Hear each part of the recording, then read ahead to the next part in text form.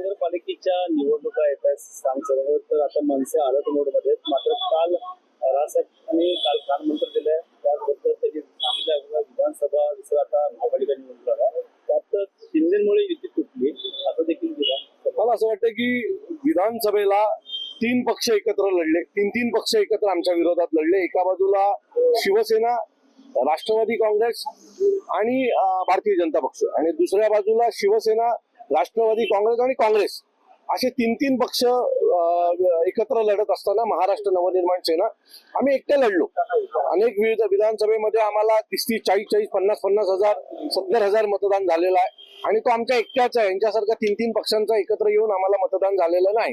त्यामुळे प्रत्येक प्रभागात, प्रत्येक वॉर्डामध्ये आमची जी काही ताकद आहे ती आम्ही पाहिलेली आहे. बऱ्याचशा प्रभागात महाराष्ट्र नवनिर्माण सेनेला जवळजवळ 5, 6, 7 हजार मतदान आहे आणि 7 हजार मतदान जर आम्हाला एक प्रभागात असेल तर निवडून येण्यासाठी जो मतदान लागतो तो बऱ्यापैकी आमच्याकडे आहे.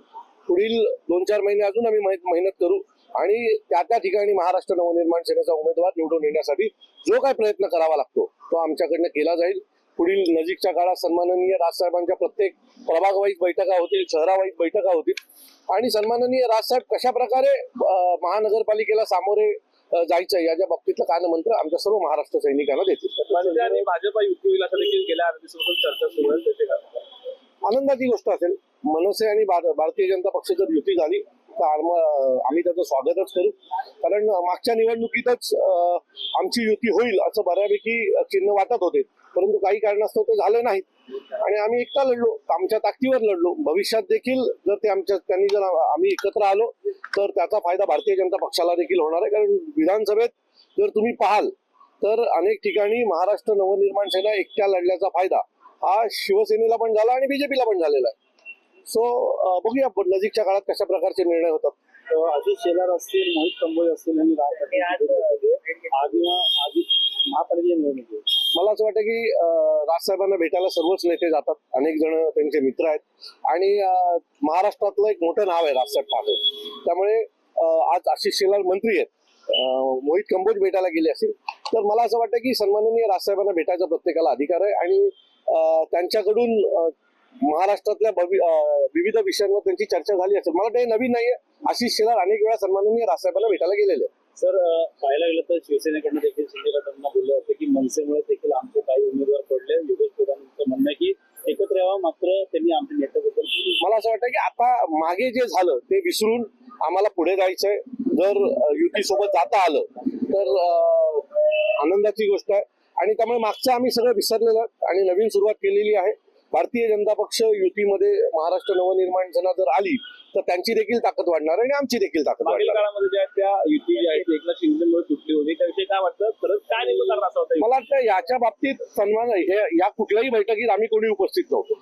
त्यामुळे सन्माननीय राजसाहेब ज्या वेळेला या बाबतीत मेळावा घेतील आणि त्यावेळेला बोलतील त्यावेळेला ती भूमिका स्पष्ट असेल. त्यामुळे जर तरला आता उत्तर देणं ते मला योग्य वाटत नाही. तर राऊतांचं म्हणणं, संजय राऊतांचं मनसेचा वापर केला गेला मराठी माणसासाठी, बाळासाहेब ठाकरे यांचे असा वापर केला. खरं तर शिवसेना आणि शिवसेनेला संपवण्याचं या महाराष्ट्रात जर सगळ्यात मोठं पाप जर कोणी केलं असेल तर ते संजय राऊतांनी केलं. 2019ला ज्या पद्धतीने अभद्र युती त्या माणसांनी केली आणि काँग्रेस सोबत गेले त्याच दिवसापासून शिवसेनेची उतरता काळात सुरू झाली होती. त्याची फक्त तारीख निश्चित व्हायची बाकी होती. ती तारीख आता निश्चित झाली.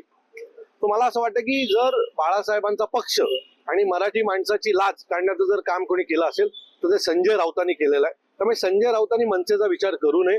आम्ही पुन्हा उभे राहू, पुन्हा आमच्या ताकदीवर उभे राहू. बाळासाहेबांना पण उभं राहायला 37 वर्ष लागली होती. त्यामुळे आम्हाला काही घाई नाहीये.